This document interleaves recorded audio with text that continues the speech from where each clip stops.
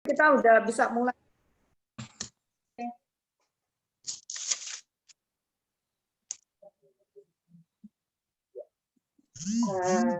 Kita mulai ya. Selamat pagi ibu-ibu. Itu udah di mute semua. Ya, kita jumpa kembali di Persekutuan Dewasa dalam bentuk virtual.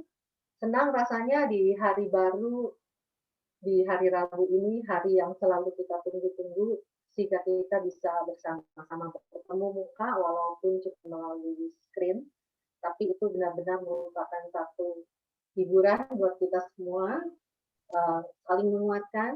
Kita bisa bersama-sama bersekutu di sini, kita bisa sama-sama berbincang-bincang, memuji dan memuliakan Allah. Nah, untuk pagi hari ini kita akan bersekutu dengan tema Don't Look Back, Be Focused, yang akan dibawakan oleh Ibu Pendeta Dr. Nancy Rehata MPH. Selamat bergabung Ibu Nancy. Kalau kita lihat temanya, ini pakai bahasa sana ya, don't look back, be focused. Terjemahannya menjadi jangan melihat ke belakang, fokus pada tujuan. Saya jadi teringat cerita tentang banyak hal di dalam Alkitab yang awalnya tuh selalu jangan ya. Termasuk juga 10 perintah Allah.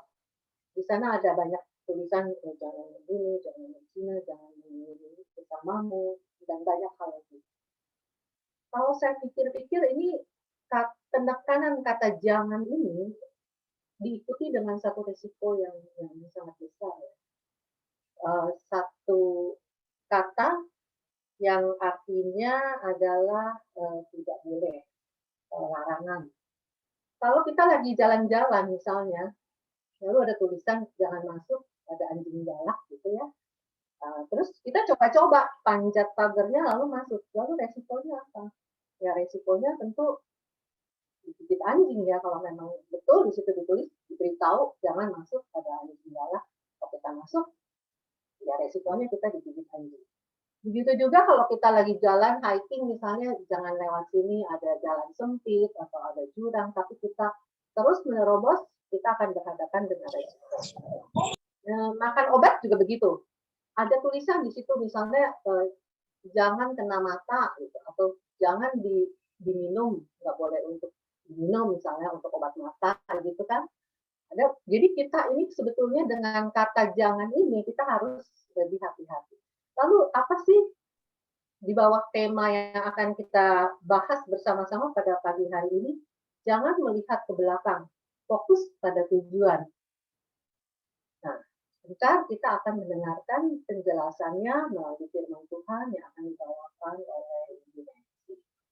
Untuk pembukaan kita akan bersama-sama memuji dan memuliakan nama Tuhan. Yesus segalanya dari Kidung Jemaat 390.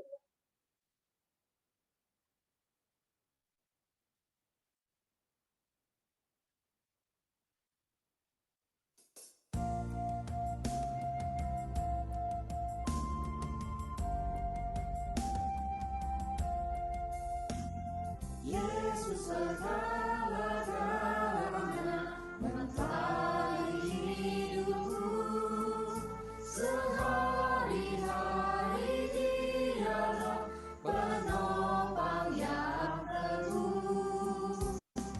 Bila ku susah berkesan, aku pergi kepadanya, sandarku, penghiburku, sobat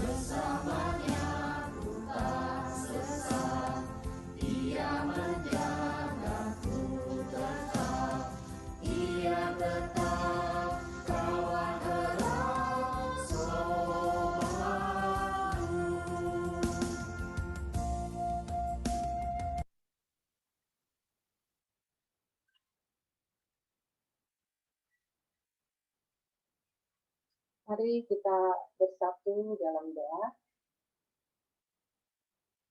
Bapa dalam surga, segala puji dan syukur kami naikkan hanya kehadirat-Mu Bapa. Terima kasih untuk satu hari lagi Kau sudah memberikan kepada kami semua, di mana pada saat ini kami boleh bersama-sama berkumpul, bersekutu, memuji, memuliakan nama-Mu.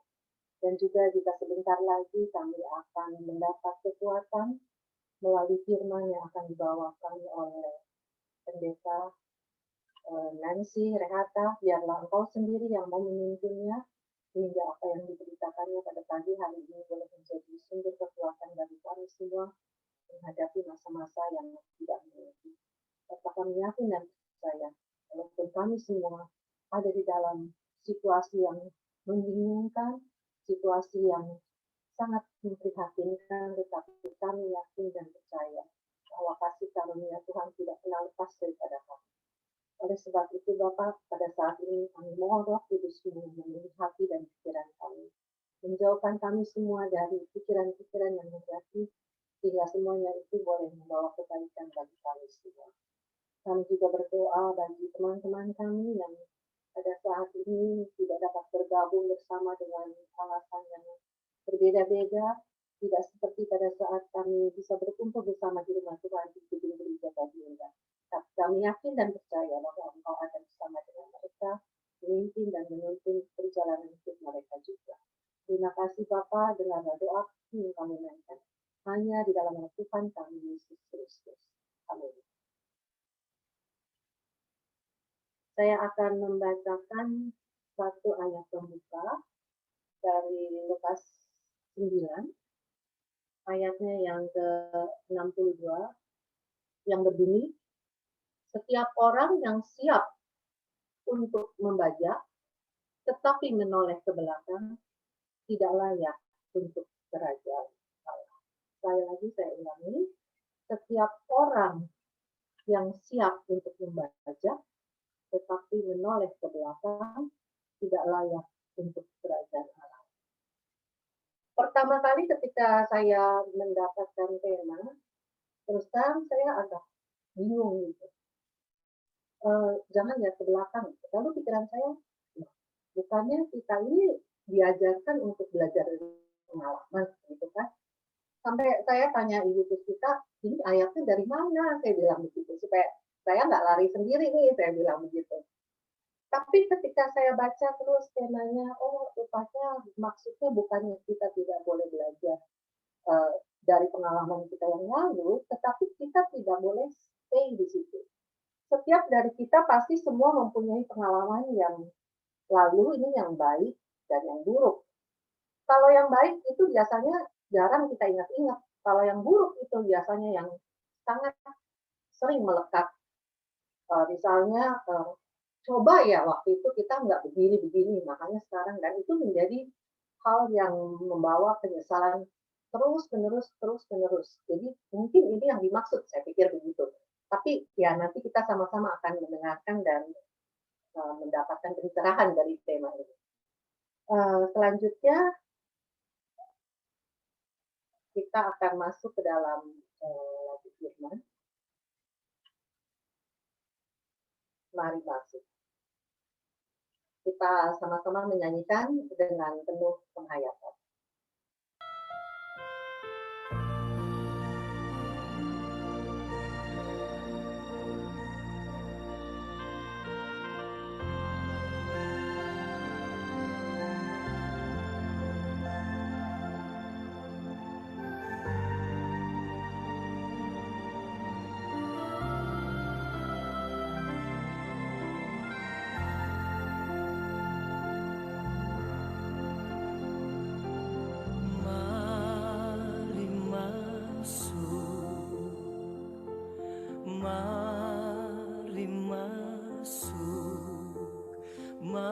Masuk hatiku, ya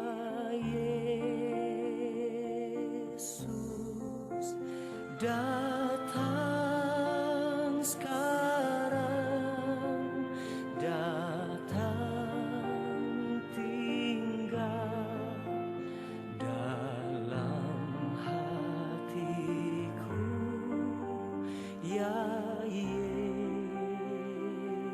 Mari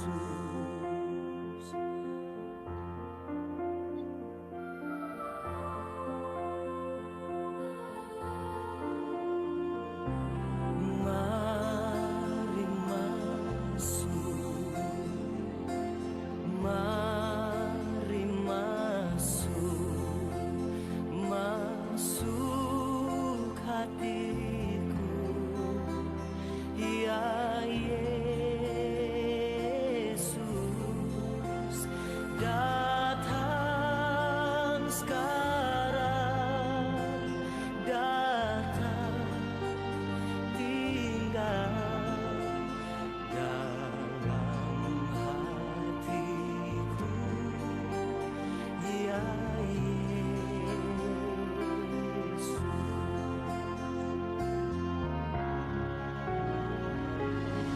Into my heart, into my heart, come into my heart, Lord Jesus, come in to stay, come in today, into my heart, Lord Jesus, come in to stay, come in today, come into my heart, Lord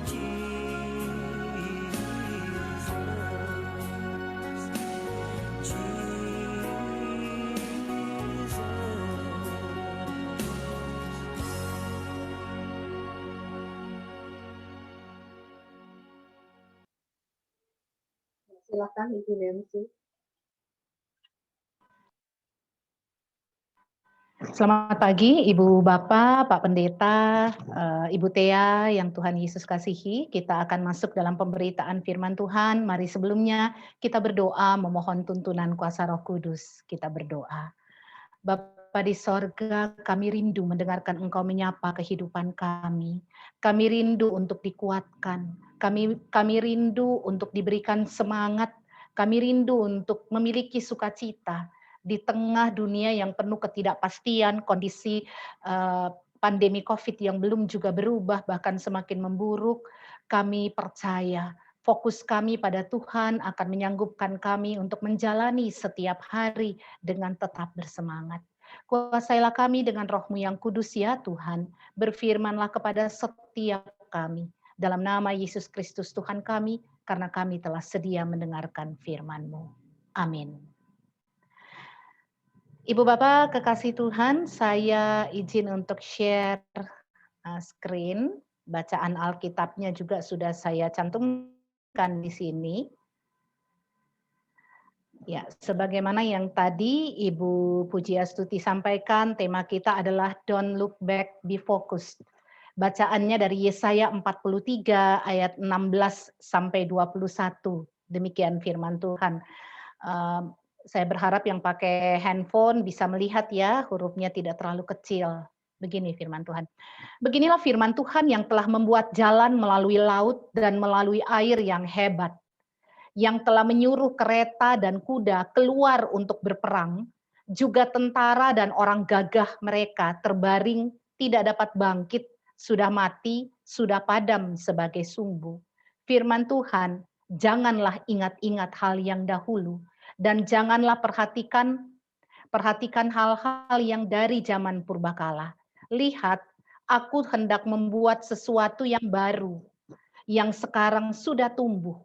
Belumkah kamu mengetahuinya? Ya, aku hendak membuat jalan di padang gurun dan sungai-sungai di padang belantara. Binatang hutan akan memuliakan aku, serigala dan burung unta, sebab aku telah membuat air memancar di padang gurun dan sungai-sungai di padang belantara untuk memberi minum umat pilihanku. Umat yang telah kubentuk bagiku akan memberitakan kemasyuranku.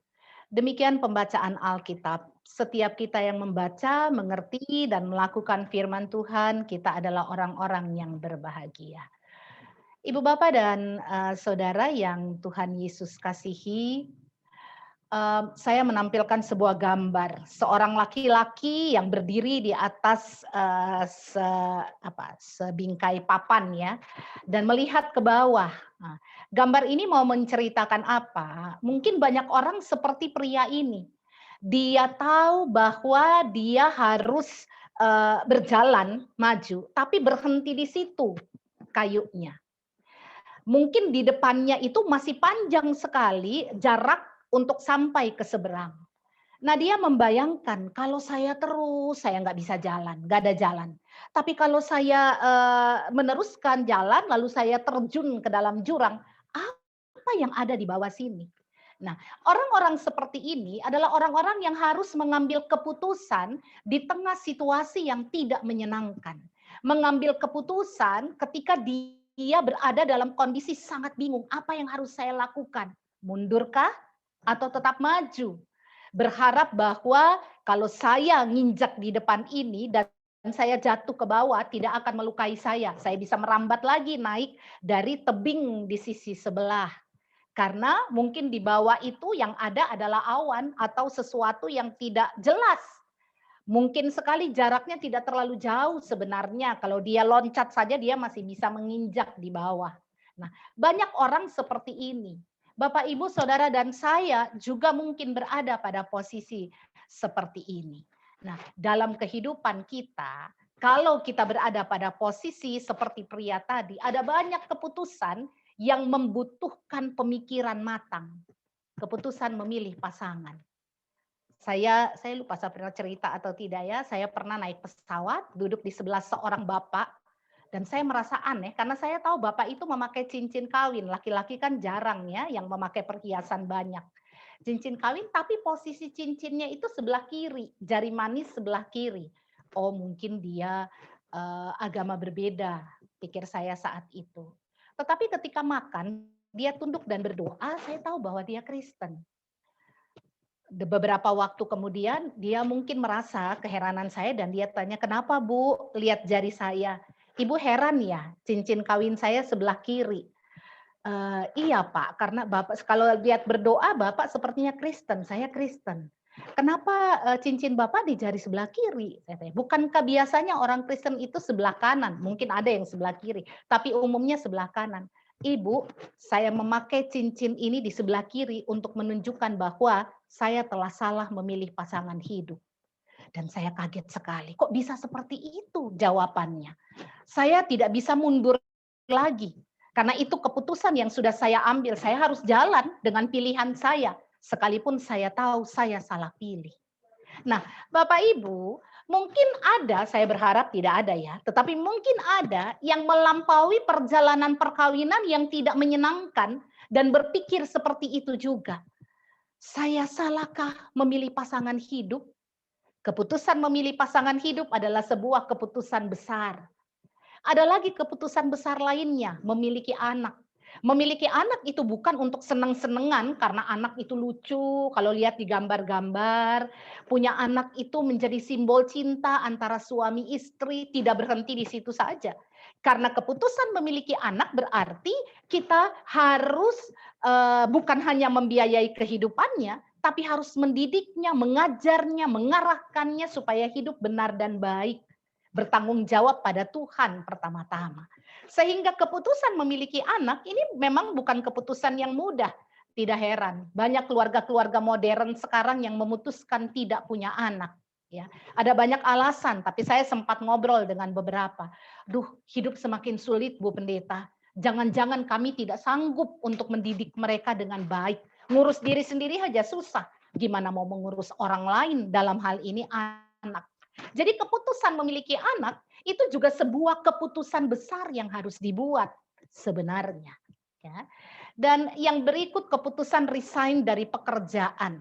Ketika sudah kerja bagus, lalu kayaknya saya mending usaha sendiri deh. dan memutuskan untuk berhenti dari sebuah pekerjaan yang punya penghasilan tetap dan masuk pada sebuah bidang usaha yang mungkin penghasilannya tidak tetap, itu resikonya besar. Dan keputusan yang akan diambil juga bukan keputusan main-main, ya. Saya mengambil contoh ini untuk menunjukkan pada Bapak Ibu bahwa ternyata dalam kehidupan kita ada banyak hal yang harus kita pikirkan untuk anak-anak kita misalnya atau cucu-cucu. Apalagi kalau mereka sudah berkeluarga. Ingat loh, keputusan melanjutkan studi ada yang kamu korbankan. Waktu dengan anak-anak, waktu dengan istri atau suami, ya. Belum lagi stres pekerjaan harus bagi dengan studi. Ini keputusan yang tidak mudah juga dalam hidup. Kalau ibu bapak punya anak-anak atau cucu yang sedang mengambil keputusan untuk melanjutkan studi, ajak mereka ngobrol dulu. Kamu serius? Karena kalau kamu sudah ambil langkah ini, kamu harus benar-benar konsentrasi. Saya alami itu. Ketika saya mengambil studi S3, ya, Bapak Ibu, saya punya keluarga. Saya harus melayani karena saya pendeta. Tidak bisa melepaskan pelayanan begitu saja. Dan membagi waktu untuk 3 hal yang sangat penting dalam hidup ini tidak mudah. Jadi keputusan melanjutkan studi adalah juga keputusan besar. Dan Bapak Ibu Saudara, dalam perjalanan kehidupan ini, betul seperti yang tadi dikatakan Ibu Puji Astuti, ada masa lalu di belakang kita. Ada saat ini yang sedang kita jalani, dan ada masa depan yang harus menjadi perhitungan kita. Yang harus kita pikirkan matang, apa yang akan saya jalani ke depan.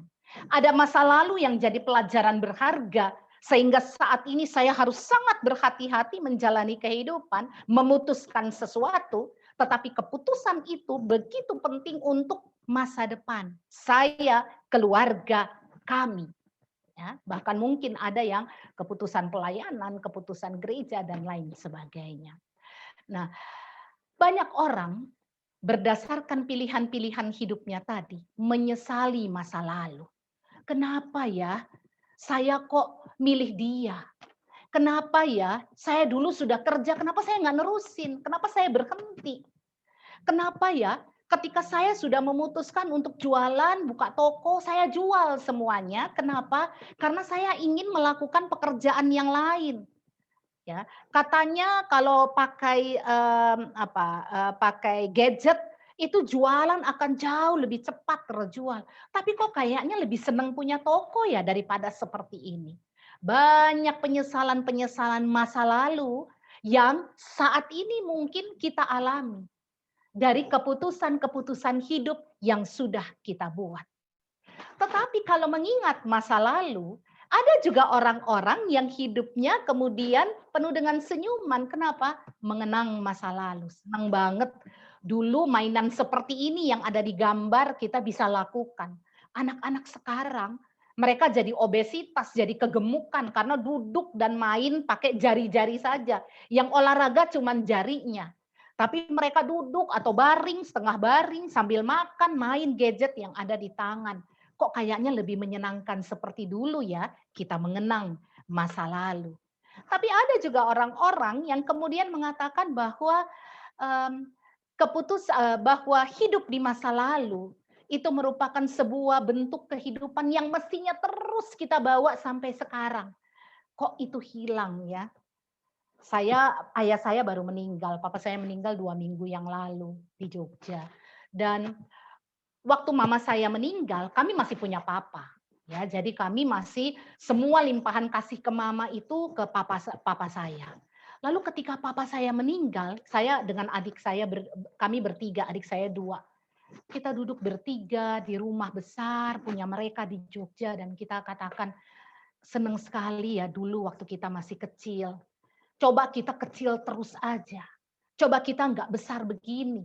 Adik saya 1 di Surabaya, saya di Jakarta, cuman 1 yang di Jogja. Kita tidak terpisah. Kita masih punya papa mama, begitu menyenangkan mengenang masa lalu itu. Ya, cobanya saya bisa tarik itu sampai sekarang. Nggak usah deh saya besar-besar, tetap seperti ini. Mungkin di antara Bapak Ibu ada yang seperti itu. Nah, saya mengajak Bapak Ibu Saudara melihat firman Tuhan yang tadi kita ikuti pembacaannya, di mana orang Israel sedang membayangkan atau mengenang masa lalu mereka yang sebenarnya pahit. Ketika mereka berada di Mesir, ini sebuah gambar yang menunjukkan bahwa kehidupan mereka penuh dengan kerja keras. Kehidupan mereka tidak menyenangkan sebenarnya. Makan susah, harus kerja kalau bisa 24 jam, 24 jam. Pakai waktu, nggak bebas untuk memutuskan apa-apa. Hidup mereka bergantung dari pemerintah Mesir pada saat itu. Tetapi anehnya, ketika Musa membawa mereka keluar, ini menjadi kenangan-kenangan yang menyenangkan buat mereka. Kalau kami masih di Mesir, kami nggak jalan seperti ini. Memang susah sih hidup kami, tapi kami bisa makan, kami bisa istirahat, kami masih bisa lihat pemandangan, kami bisa dialog dengan orang lain sambil tertawa-tawa. Ini kok kayaknya susah banget hidup kami dalam perjalanan. Kami hanya ketemu gurun pasir. Kami tidak melihat apa-apa dalam perjalanan ini. Kok sulit ya? Kok masalah ya yang kami hadapi? Kenapa begini? Kenapa hidup begitu susah? Lalu mereka masuk tanah perjanjian. Semua janji Allah, Allah penuhi di tanah perjanjian itu. Mereka punya semua. Dan mereka menikmati itu. Ketika terjadi pembuangan, mereka mengenang lagi masa lalu. Betapa menyenangkan masa lalu itu. Nah, dalam perikop yang tadi kita ikuti pembacaannya, Yesaya, melalui Yesaya, Allah berbicara kepada umat. Khususnya ketika mereka mengenang Mesir. Kalian berhenti mengenang masa lalu. Kalian berhenti melihat ke belakang. Ya, Tuhan mau katakan, di belakang itu kesengsaraan ketika mereka mengenang perjalanan mereka, kehidupan mereka di Mesir. Ketika di Mesir itu tidak menyenangkan. Ketika kalian keluar dari Mesir, memang perjalanan itu menyakitkan. Tetapi apa yang Allah buat dalam kehidupan kalian memang susah dulu untuk mendapatkan sesuatu yang indah. Nah, dalam perikop kita ini, Yesaya katakan, Allah akan membuat jalan di padang gurun. Ini yang ada di depan kalian. Berhenti lihat ke belakang, mari tatap ke depan. Allah akan buat jalan di padang gurun. Ini sesuatu yang penting. Saya mengambil gambar ini, Bapak Ibu Saudara, untuk menunjukkan jejak-jejak kaki itu sebentar saja akan menghilang. Orang yang jalan lalu ada jejak di belakangnya itu. Kenapa? Karena angin akan datang dan akan menyaput jejak-jejak itu. Menghilangkan jejak-jejak itu. Jadi orang di padang pasir tidak pernah bisa membuat jalan permanen. Karena jalan permanen pasti akan ditutupi pasir lagi. Sehingga ketika ada firman Tuhan yang mengatakan, aku akan membuat jalan di padang gurun, maka ini sesuatu yang luar biasa istimewa. Bahwa jalanan itu tidak perlu dicari. Karena yang paling berat ketika di padang gurun menentukan arah. Kita ini misalnya ya, dari Mesir mau ke Israel, mereka dibawa muter 40 tahun oleh Tuhan. Tetapi kalau jalan itu ada, mereka tahu lewat jalan ini kami sampai. Jadi ini janji Allah. Aku akan membuat jalan di padang gurun yang menurut kalian mustahil, aku akan membuat itu. Yang menurut kalian tidak mungkin, aku akan nyatakan itu. Yang berikut Yesaya katakan, Allah akan membuat sungai di padang belantara, terjemahan dalam bahasa Inggris wasteland. Wasteland itu seperti gambar yang Bapak Ibu lihat. Ini tanah yang kering, retak, hancur karena tidak ada air. Tetapi Tuhan akan membuat sungai di tengah kondisi tanah yang seperti ini. Lah dari mana sumbernya? Kalau tanah itu jauh sekali dari mata air, jauh dari sungai. Dari mana sumber airnya? Mustahil kan? Buat Tuhan tidak mustahil. Ini masa depan yang Tuhan bentangkan di hadapanmu. Berhenti menyesali masa lalu, berhenti melihat keburukan-keburukan masa lalu, berhenti untuk mengenang masa lalu yang menyenangkan lalu ingin menyeret dia pada masa kini. Karena Allah sudah menyediakan sesuatu yang indah, jauh lebih baik dari sebelumnya. Lalu dilanjutkan, binatang-binatang hutan akan memuliakan aku, firman Tuhan. Kenapa? Karena minuman yang mereka cari itu Allah akan sediakan. Bukan hanya rumput, tapi air segar Allah akan sediakan. Kalau hewan saja bisa memuliakan Tuhan, apalagi kita untuk hal-hal luar biasa yang Tuhan sediakan di depan kita. Bapak, Ibu, dan Saudara, apa pelajaran yang kita ambil dari firman Tuhan ini? Pertama, pikirkan tujuan yang akan dicapai. Visi harus jelas. Kalau sudah lansia, tujuan apa sih? Visi apa sih yang kita mau? Yang harus kita bangun? Target apa sih yang harus kita capai di depan sana? Setiap orang punya visi yang berbeda. Mungkin Bapak Ibu sekarang ada yang punya visi cucu-cucu saya harus hidup lebih baik dari saya, dari orang tuanya. Mereka harus sukses dalam usaha mereka, dalam studi mereka. Itu target, itu visi. Dampingi mereka dengan memberikan masukan-masukan positif. Jangan sama sekali memberikan masukan pada mereka, misalnya zamannya udah kayak gini, kayaknya nggak usah sekolah terus deh, ayo kerja aja. Bangun sesuatu yang besar untuk mereka lihat di depan. Ketika mereka ngerjain PR susah, udah sini nenek yang ngerjain. Udah sini mama aja yang ngerjain PR-nya, susah ya udah kamu main game aja. Tantang mereka untuk menyelesaikan. Kenapa? Ini terkait visi di depan. Fokus ke depan. Tidak selalu untuk mencapai fokus di depan, tidak selalu melewati jalan yang menyenangkan. Kadang-kadang jalan itu sulit. Kadang-kadang ada air mata, tapi ada visi di depan. Fokus untuk meraih itu. Ingin cucu-cucu sukses, ingin anak-anak sukses. Mereka punya masalah, jangan cekoki terus dengan uang. Kita punya, kita kasih terus. Kamu usaha gagal ya ini mama kasih lagi. Usaha gagal ini papa kasih lagi. Tantang mereka. Dengan modal segitu kalau habis uangnya, kamu harus survive sendiri. Tunjukkan kamu mampu untuk mandiri. Saya kemarin khotbah hari Minggu. Sebenarnya khotbah saya itu tentang ini ya. Tentang Nehemia.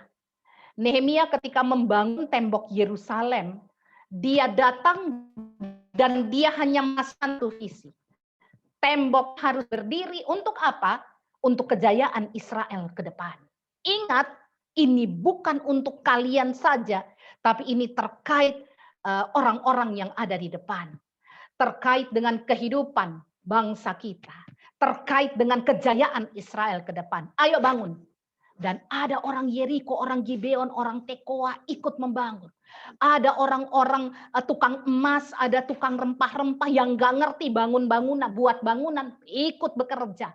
Ada imam-imam yang biasanya berdoa di bait Allah, ikut bekerja. Kenapa? Karena visinya jelas.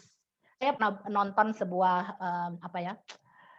siaran YouTube punya Mary Riana tentang seorang anak. Ya, dia sekolah di Jogja ini ya. Dia sekolah di salah satu sekolah laki-laki, sekolah swasta laki-laki. Orang tuanya mampu, tidak kaya banget, tapi mampu. Dia memutuskan untuk mencari uang dari mulai sekolah. Dia kelas 1 SMA, bangun jam 5 pagi, naik sepeda, nggak naik mobil papa mamanya, pergi ke pasar untuk beli nasi kucing. Dia beli kadang 20 bungkus, tergantung uang yang dia punya. 20-25 bungkus. Sesudah itu dia mampir di sekolah, ya, sekolah perempuan situ, dan dia duduk di depan sekolah ini karena naik sepeda ya. Jadi waktu yang dihabiskan cukup lama. Sampai di sekolah perempuan ini dekat dengan sekolah dia, ya, sudah pagi dan anak-anak mulai masuk sekolah. Dia duduk di gerbang dan jual. Pakai baju apa? Pakai baju seragam. Kadang-kadang ditertawakan oleh anak-anak, bajunya nih seragamnya kan sekolahnya sekolah bagus nih, kok jualan nasi kucing? Tapi dia tidak pernah malu. Dia lakukan itu. Punya untung, dia katakan saya untung 20.000, berarti saya beli nasi kucingnya tambah. Terus begitu, sampai ketika dia lulus SMA, dia katakan, dia macam-macam. Dia tahu bahwa anak-anak zaman sekarang suka makan, saat itu dia bilang makan sushi ya, yang dibungkus, bukan sushi, apa sih nasi yang dibungkus itu ya, yang makanan Jepang, rumput laut ya. Nah, dia search di internet ketemu di mana bisa beli rumput laut yang murah. Dia pergi ke sana, bayar naik bus, beli cukup banyak, dia packing di plastik-plastik, dia jual. Ketika mau kuliah, dia katakan, "Pak, aku biayai kuliahku sendiri." Kenapa? Karena dia fokus pada visinya. Ini sebagai orang tua yang harus kita tanamkan pada anak cucu kita. Fokus, capai itu. Berjuang memang tidak mudah, tapi harus memperjuangkan itu. Kita pun, apa visi Bapak, Ibu, dan Saudara?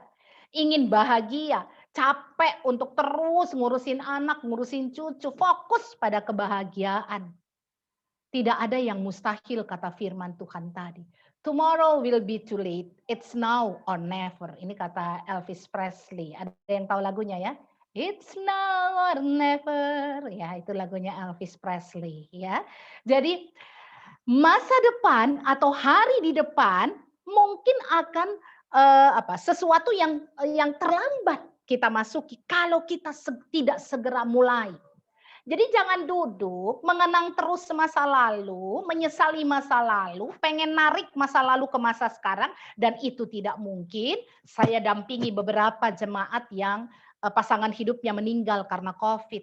Ada seorang ibu yang jam 2 pagi, setengah 3, jam 3 pagi telepon saya hanya mendengar suara tangisan. Dan dia katakan, "Bu Pendeta, cobanya suami saya masih ada. Misalnya suami saya masih duduk dengan saya. Kalau saja dia bisa saya ajak ngobrol, saya nggak sesusah ini." Berhenti untuk menarik masa lalu. Saya katakan, ibu tidak mungkin lagi menghidupkan suami ibu, bukan? Hidupnya sudah selesai. Memang COVID itu tidak menyenangkan untuk dilihat, untuk semudah itu ambil nyawa orang. Tetapi sebagai orang Kristen kita tahu waktu Bapak memang sudah selesai. Dan Tuhan harus ambil bagaimanapun caranya. Sekarang berhenti melihat masa lalu. Memikirkan yang tidak mungkin ditarik ke sekarang. Maju ke depan. Jalan. It's now or never. Sekarang atau tidak sama sekali. Menunda itu menambah beban lebih besar untuk hari esok. Jangan tunda. Lebih banyak yang harus Bapak, Ibu, Saudara kerjakan. Kalau untuk meraih masa depan, kita tunda-tunda terus. Yang kedua, masa depan sangat penting. Untuk itulah Yesus datang ke dalam dunia. Albert Einstein katakan, belajar dari masa lalu, hidup di masa sekarang. Dan kita membangun harapan untuk masa depan. Masa depan itu penting. Karena kalau saya masih hidup, kok saya nggak mati aja sama dia? Kok kami tidur satu tempat tidur, tapi suami saya yang meninggal karena COVID, kok saya malah nggak apa-apa? Kena COVID aja enggak. Kenapa Tuhan tidak ambil kami dua-duanya? Karena tugas Bapak Ibu belum selesai. Dan untuk itu harus jalan ke depan. Yesus datang ke dalam dunia membawa harapan kehidupan kekal. Kehidupan kekal itu bukan di belakang, tapi dia ada di depan. Jadi bangkit, jalan untuk meraih masa depan. Amsal 23 ayat 18 mengatakan, karena masa depan sungguh ada dan harapanmu tidak akan hilang. Kau berharap untuk yang positif, kau berjuang, kau kerja keras, Tuhan sediakan itu di depan. Asal betul-betul bersemangat, eager untuk meraih apa yang Tuhan sediakan di depan sana. Saya mengambil gambar seperti yang tadi gambar di liturgi. Apa yang mau dikatakan gambar ini? Mengapa kaca spion itu, ya kaca spion mobil, lebih kecil daripada kaca depan mobil? Ya, kenapa sih kaca spion kiri kanan dan atas kalau kita naik mobil ya? Itu lebih kecil daripada kaca depannya mobil. Karena melihat ke belakang boleh, tetapi pandangan ke depan jauh lebih penting. Kaca di depan lebih besar. Spion kiri kanan atau atas di mobil. Hanya untuk memperingatkan kita, jangan terlalu ke kiri, jangan terlalu ke kanan, hati-hati di belakang ada truk. Tetapi hidup kita jalan terus ke depan. Itu sebabnya kaca di depan itu lebih besar. Ya Bapak, Ibu, dan Saudara. Yang ketiga, Tuhan tidak pernah memberi berkat yang sisa. Setiap hari selalu ada berkat baru. Sehingga kita fokus ke depan. Mungkin ada yang akan mengganggu konsentrasi kita. Ya, mungkin ada yang ingin mengalihkan pandangan kita dari fokus menuju pada visi ke depan, pada kebahagiaan kita, pada kesuksesan anak cucu kita. Mereka jatuh sekarang usahanya, kita juga jatuh usahanya. Tapi jangan duduk tenggelam di dalam kesusahan itu. Bangun. Apa yang bisa saya buat? Mari buat ke depan. Kesempatan itu selalu Tuhan buka. Karena ada berkat-berkat baru yang setiap hari Tuhan sediakan bagi kita. Hanya seringkali kita terlalu lama menunggu agar apa yang pernah terjadi di masa lalu berulang lagi. Stop, kalau itu tidak bisa lagi, itu pelajaran berharga. Kalau itu tidak bisa kembali, saya harus bangun untuk meraih masa depan yang baik di depan. Tidak berkesudahan kasih setia Tuhan, rahmat-Nya tidak pernah habis, selalu baru setiap pagi.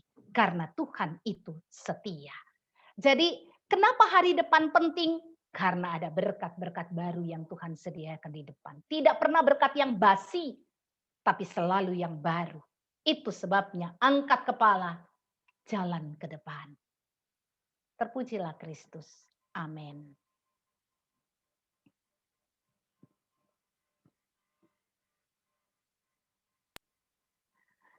Langsung doa syafaat kah?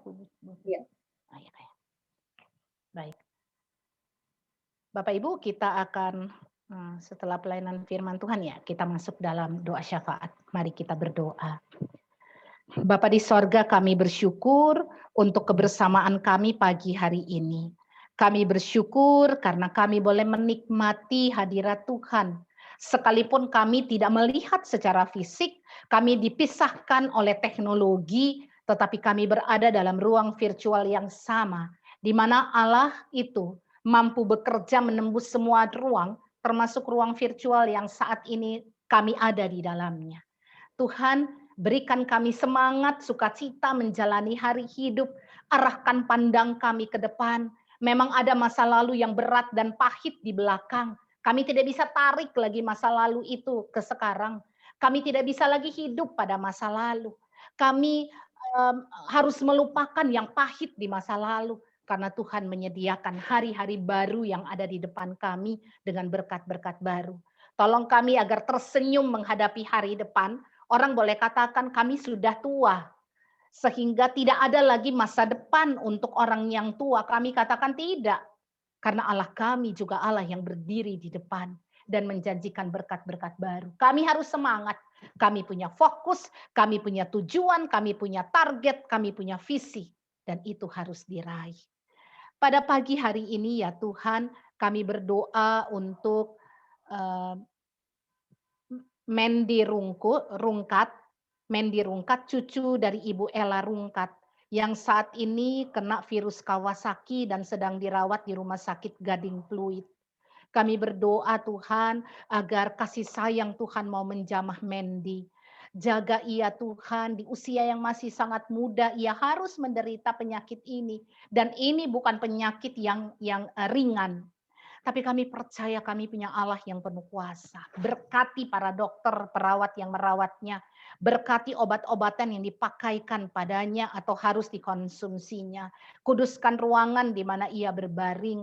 Sehingga lewat semua itu termasuk kehadiran orang tua, kekasih hati, akan memotivasi Mendy untuk sembuh kembali. Dan Tuhan kami percaya Engkau bekerja untuk menjamah anak kekasih ini segera pulih kembali. Kami berdoa untuk Ibu Lina Sucipto, Ibu Angel, Ibu Damayanti, dan Bapak Edward, adik dari Ibu Eni Winda yang sedang sakit. Tuhan tahu kondisi mereka, Tuhan mengenal mereka. Tuhan jamah mereka dengan kuasa Tuhan agar mereka boleh sehat kembali. Kami tahu Tuhan Kau punya rencana dalam kehidupan setiap orang, tetapi Tuhan juga memberikan kami semangat untuk terus mendoakan agar mereka Tuhan sembuhkan. Jamah satu persatu Tuhan, Engkau tahu mereka, Engkau mengerti mereka, Engkau tahu kekhawatiran keluarga yang dengan penuh cinta mendampingi mereka. Tuhan, Sembuhkanlah kekasih-kekasih hati kami ini dalam nama Yesus. Kami berdoa juga saat ini untuk kelancaran acara seminar kesehatan pada tanggal 30 Juni yang akan datang dengan tema menyikapi kanker payudara di era pandemi dengan pembicara Dr. Michael Lapian. Tuhan, berkatilah seluruh persiapan menuju pada penyelenggaraan seminar kesehatan ini, agar mereka yang mengikutinya boleh terberkati lewat seminar ini dan semakin mengetahui apa yang harus mereka lakukan, baik yang sehat maupun mereka yang saat ini menjadi penderita kanker payudara. Tuhan pakai Dr. Michael Lapian sebagai alat Tuhan dan berkati setiap orang yang akan menjalankan persiapan untuk acara ini. Kami berdoa untuk bangsa Indonesia dalam menghadapi pandemi virus corona dan kelancaran pemberian vaksinasi COVID-19 kepada seluruh rakyat yang sekarang sedang digalakkan. Pandemi semakin tidak terkendali dan jumlah penderita berlipat-lipat ganda.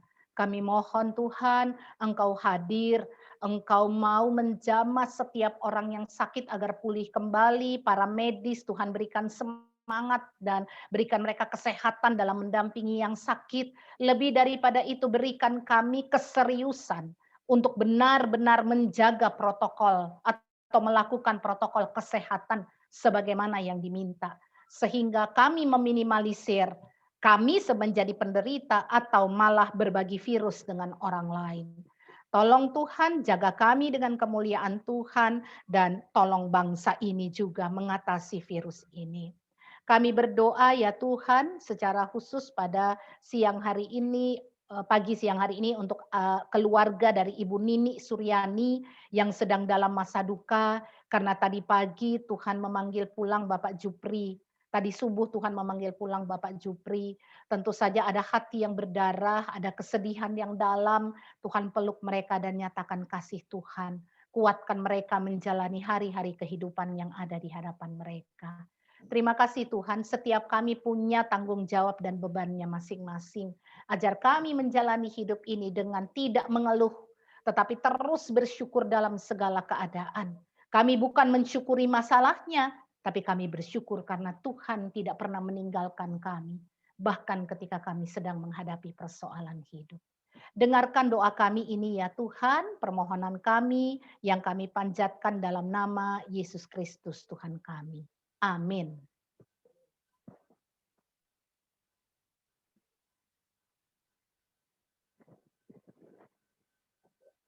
Terima kasih Ibu Nancy untuk firman Tuhan yang boleh kita dengar pada pagi hari ini.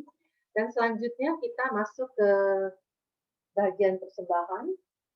Setiap dari kita diberikan kesempatan untuk menyatakan syukur akan kasih yang telah Tuhan berikan kepada kita di dalam kehidupan kita. Untuk ayat persembahan akan saya bacakan dari Mazmur 86 ayatnya yang ke-12 yang berbunyi, Aku hendak bersyukur kepadamu ya Tuhan Allahku dengan segenap hatiku dan memuliakan namamu untuk selama-lamanya. Bapak Ibu dapat membaca cara-cara untuk persembahan. Dan selanjutnya kita akan bersama-sama menyanyikan lagu yang berikut ini.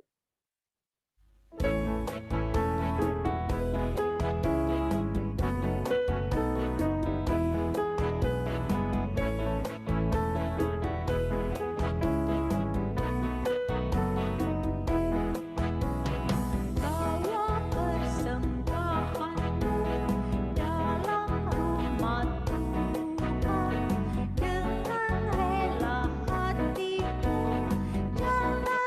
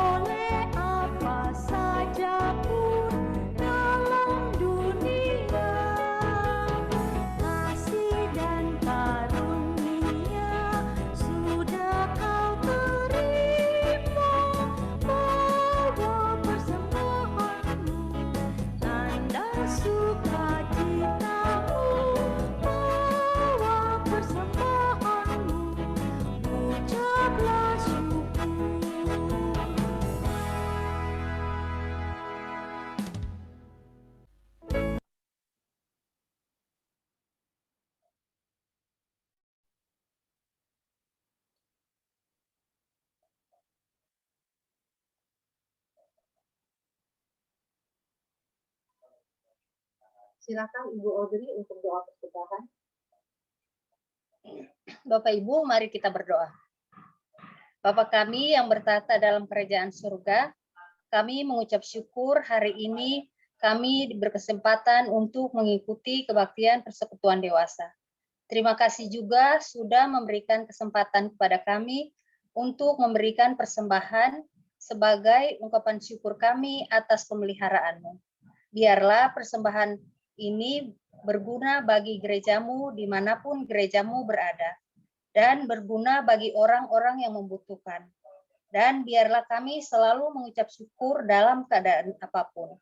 Terima kasih Tuhan, inilah doa dan permohonan kami. Hanya di dalam nama Tuhan Yesus kami berdoa. Amin. Amin. Sebelum lagu pengutusan, saya akan mencoba merangkum beberapa hal yang tadi kita sempat dengarkan bersama-sama. Yang pertama adalah visi, tujuan, dan target kita harus jelas dan kita harus fokus ke sana. Lalu yang kedua, berhentilah memikirkan masa lalu. Raihlah masa depan dan jangan ditunda, karena masa depan itu penting dan sungguh ada. Yang ketiga, bahwa Tuhan memberikan kepada kita setiap hari berkat yang baru.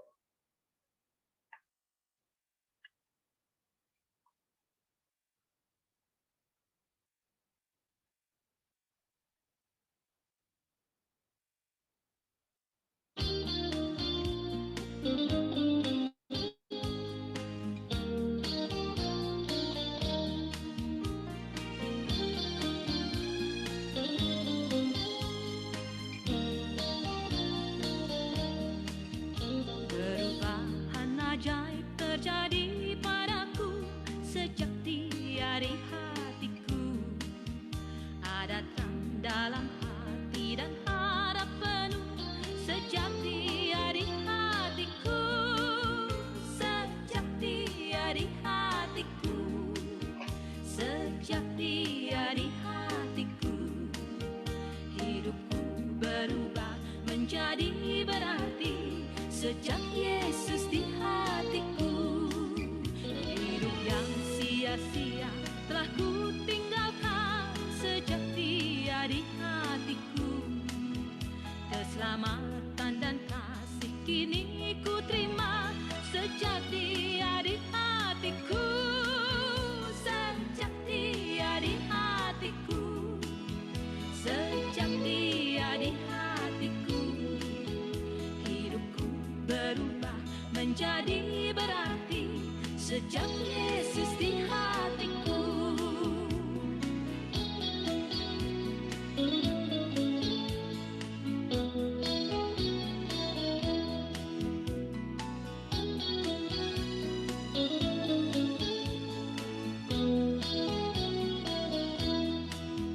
Sekarang ku melangkah dengan sukacita sejak dia di hatiku. Tiada keraguan dalam pengharapan sejak dia di hatiku. Sejak dia di hatiku. Sejak dia di hatiku. Hidupku berubah menjadi berarti sejak Yesus di hatiku.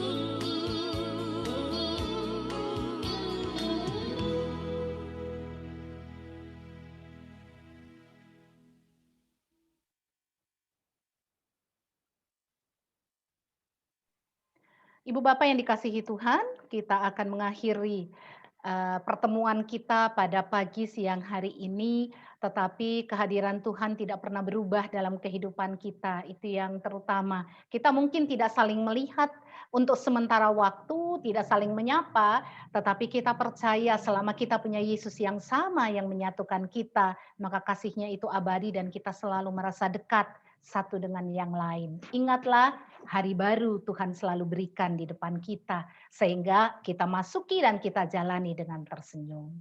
Mari kita berdoa. Ya Tuhan, terima kasih untuk persekutuan pagi siang hari ini bagi Komisi Dewasa. Berikan kami semua semangat dan sukacita untuk menjalani hari hidup. Untuk itu kami mengarahkan hati dan pikiran kami kepada Tuhan untuk menerima berkat. Kasih karunia, damai sejahtera, penyertaan yang tak berkeputusan, sukacita dalam menjalani hari hidup, semangat yang terus berkobar, di mana semua itu dianugerahkan Allah Bapa, Yesus Kristus, dan Roh Kudus dalam kehidupan ibu bapak saudara sekalian dan seisi rumah tanggamu dari sekarang sampai selama-lamanya. Amin.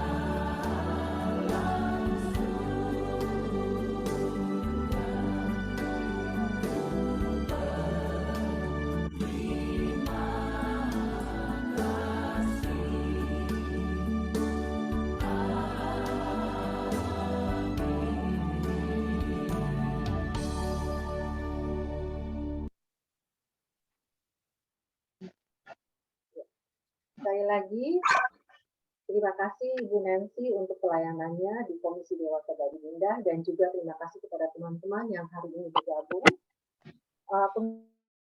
Pengumuman untuk tanggal 30 Juni dengan tema Don't Worry, Be Happy. Jangan takut, bersukacitalah, akan dibawakan oleh Ibu Thea.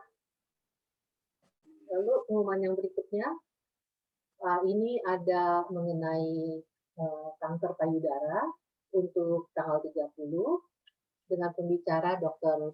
Michael Lapian, moderatornya Dr. Budianto, SPJP, ini banyak banget gelarnya, dan MC-nya adalah Ibu Thea. Jadi untuk minggu depan, seperti biasa, kita akan mulai dengan persekutuan dewasa dulu sebentar. Kemudian setelah itu akan dilanjutkan dengan seminar kanker payudara. Dimohon untuk teman-teman memberitahukan kepada teman-teman yang lain, karena ini penting sekali ya untuk kita, supaya makin banyak yang bisa hadir dan mendapatkan pengetahuan dari seminar ini semakin baik. Lalu ada lagi pengumuman lain? Oh, sudah selesai. Ya, nggak ada lagi. Mungkin ada tambahan dari Ibu Ella? Enggak sih ya, udah cukup. Yang penting tolong nanti disebar untuk seminar kepada teman-teman supaya bisa boleh hadir, karena seminar ini cukup penting di dalam saat-saat sekarang pandemi. Ya, oke. Pada saat ini kesempatan ini saya juga mengucapkan terima kasih untuk Ibu Nancy Rehatta di dalam pelayanannya. Tuhan berkati Ibu dengan keluarga dan pelayanan Ibu, dan Tuti, Ibu Naning, dan juga Bu Audrey. Terima kasih untuk pelayanannya, dan untuk teman-teman semua, terima kasih sudah ikut di dalam persekutuan hari ini. Semoga kita akan dipertemukan lagi dalam keadaan yang baik dan sehat minggu depan. Terima kasih teman-teman. Pendeta Nancy, terima kasih ya untuk pelayanannya. Salam untuk keluarga. Buat yang lain juga terima kasih, Tuhan berkati. Pak Romi. Udah dipoto belum?